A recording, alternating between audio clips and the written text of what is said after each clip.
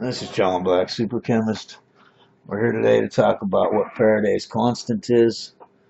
Right here it says electric charge per mole of electrons, and it's 96,485 coulombs per mole. What does that mean?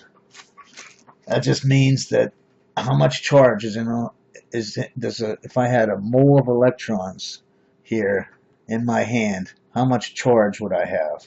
This is how much charge you'd have. That many coulombs. We'll go into coulombs and what they are later on here. But let's say you're doing electrolysis and it takes one electron to reduce one molecule into your product. Okay? If it takes one electron to do that, then that means it takes 1 mole of electrons to reduce 1 mole of reagent, right? Because if you have a 1 per 1 on the mole and the electron, you have the same amount. If you have a dozen electrons, then it'll reduce a dozen molecules. If you have a mole of electrons, it'll reduce a mole of electrons, right? A mole of molecules. Now, how much energy does it take to reduce a mole a mole of molecules? Well, that's what Faraday's saying. He's saying it takes 96,485 coulombs. Now, it's a given what a charge is on one electron. One electron is 1.602 times 10 to the negative power coulombs. So if this is your charge right here on one electron, what's the charge on a mole full of electrons? I would just multiply this charge times a mole. Just like if I said, if there's this much charge on one electron, and I said there's a duet of electrons, you'd be like, what's a duet? I'd say 2. You'd say, oh, well, I times that by 2. If you had a dozen electrons, and I said this is the charge on one electron, how many is on a dozen electrons? You'd be like, what's a dozen? I'd say 12. You times it by 12. It's the same thing here with a mole. It's just a mole is just a number. Just like Google is 10 to the 10th, Googleplex is 10 to the 100th, a dozen is 12, a score is 20, a mole is this. So that's how Faraday gets his numbers, Faraday constant. You might say, well, what good does that do me? Well, if you're doing electrolysis, it'll help you figure some stuff out. First, let's go into what is a coulomb, okay? And most people know what an amp is, so let's go over what an amp is first. An amp is a coulomb of energy that passes a specific point in a circuit in 1 second. So, if you have a circuit, like right here, here's your battery or your power source, and here's your light or your whatever's sucking up using the energy, right? Now look how I have this little mark here. That means 1 amp, if I have 1 amp going through this circuit, that means every second I have a coulomb of energy passing this point right here.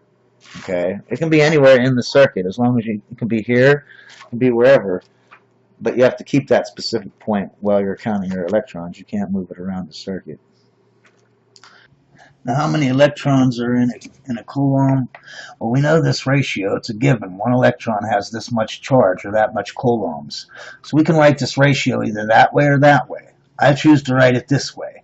When I do the math and I divide that, I get this number of electrons per coulomb.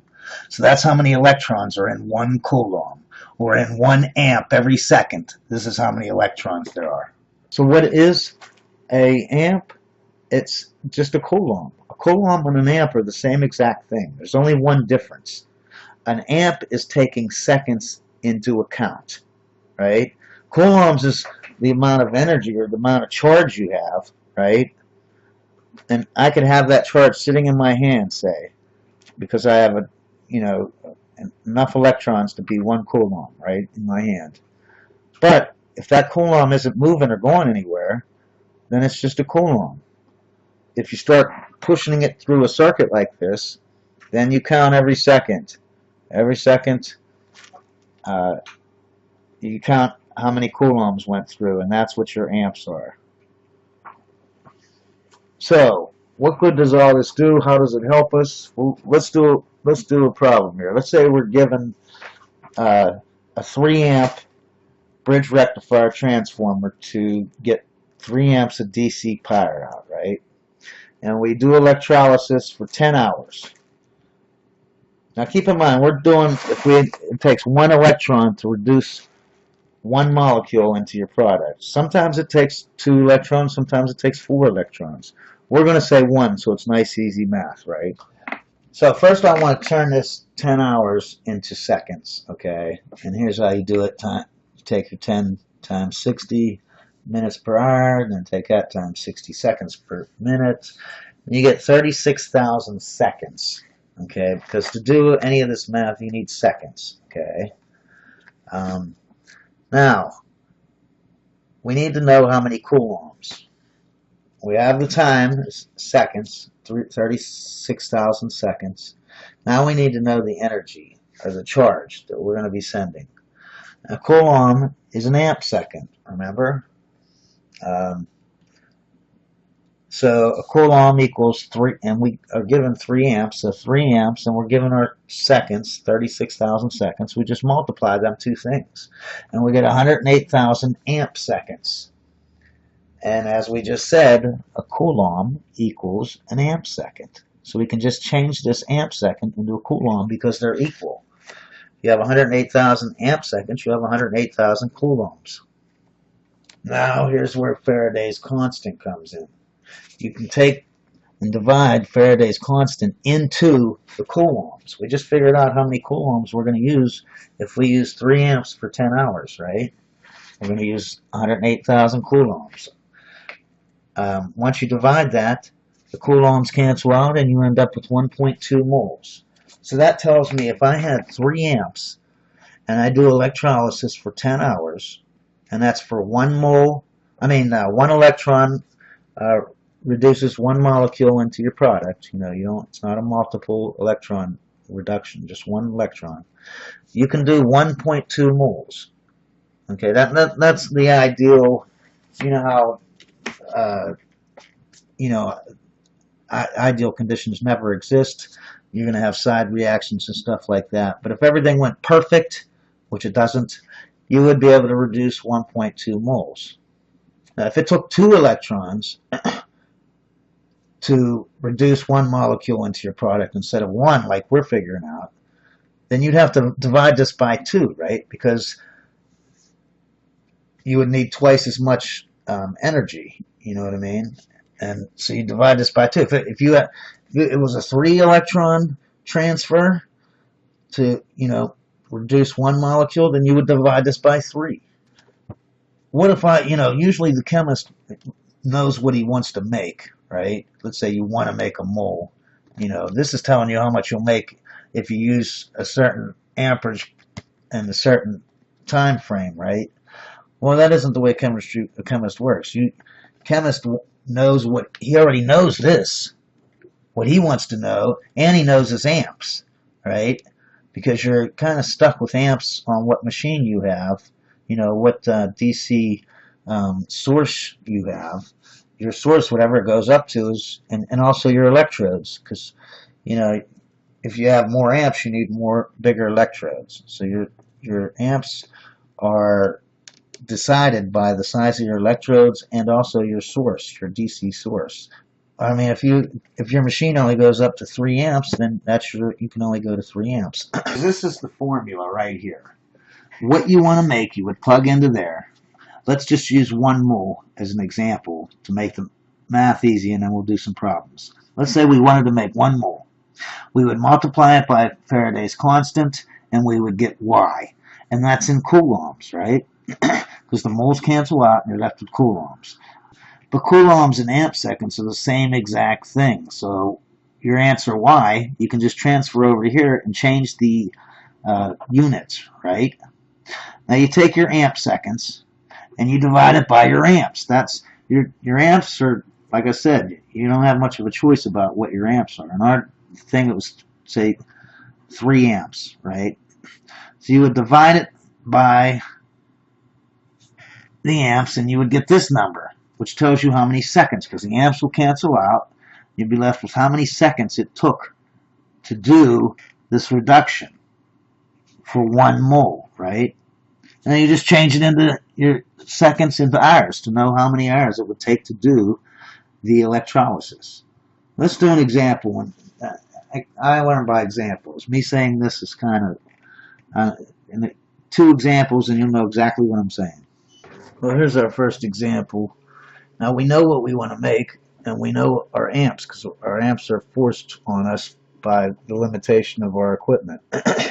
So let's say we want to make a half a mole, 0.5 moles.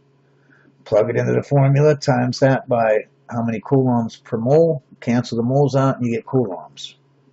48,242 coulombs. A coulomb in an amp second is the same exact thing.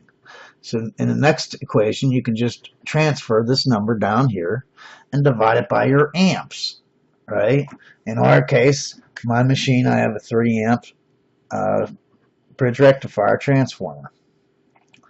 So I divide that, the amps cancel out, and I'm left with seconds. This tells you how many seconds it'll take with 3 amps to make a half of mole. Now that's theoretically, you know what I mean? You're not accounting for, loss and side reactions. So you divide by 60, get 268, divide that by 60 to get 4.47. The reason why you're doing this is to make seconds into hours, because 16,000 seconds is meaningless. It comes out to 4.47 hours. So that means it's going to take 4.7 or 4.5 hours almost to do a half of a mole, right? If you wanted a whole mole, it'd take twice as that, you know what I mean? If you had a 2 electron transfer, now this is for a 1 electron transfer, to do 1 molecule. If it took 2 electrons, then you would need twice as much power, which would make this, it would take twice as long, you know what I mean? You'd have to double this. If it was a 3 electron transfer, you'd have to take this by 3, 3 times 4.47. Let's do another example. Alright, so let's say you want to make 1 mole. You'd plug in your 1, multiply it by Faraday's constant, you get 96,485 coulombs. Coulombs and amp seconds are the same, so you can just transfer it down to here and divide by your amps. I use 3 amps. Amps cancel out and you get seconds. You get 32,000 seconds. And then I obviously divide by 60, get 436, divide by another 60, and I get 8.93 hours. So if I want to do a whole mole with 3 amps, it would take almost 9 hours. Now that's if there's everything went perfect, which isn't going to happen. So let's say I only had 1 amp. I had 3 up here. It's going to take 3 times as longer because I only have 1/3 the amps. So I took that times 3. For amp, it'll take 26.8 hours to do 1 mole. You can see this plug over here. This is a regular plug that you just plug into your wall. But a lot of electronics, like video games, computers, anything that's electronics, usually has a plug like this where it's kind of a box. You have like a box that you plug in, and the prongs come out of the side, and you plug the whole box in. Those produce DC. That's why they're used for electronics. Electronics uses DC. And a lot of people think you can do electrolysis with these, and you can. If you're doing little and small, like little test tube things, you're not really trying to collect anything. These will not work. These are all less than an amp. They're usually a 1/4 amp, half amp, and you can see 1 amp take a day, and that's if everything went perfect, over a day to do a mole. So what do you think a 1/4 amp is going to take? You know what I mean? It's going to take 4 days, over 4 days. 4 days and, 10 hours, 4.5 days to do a mole.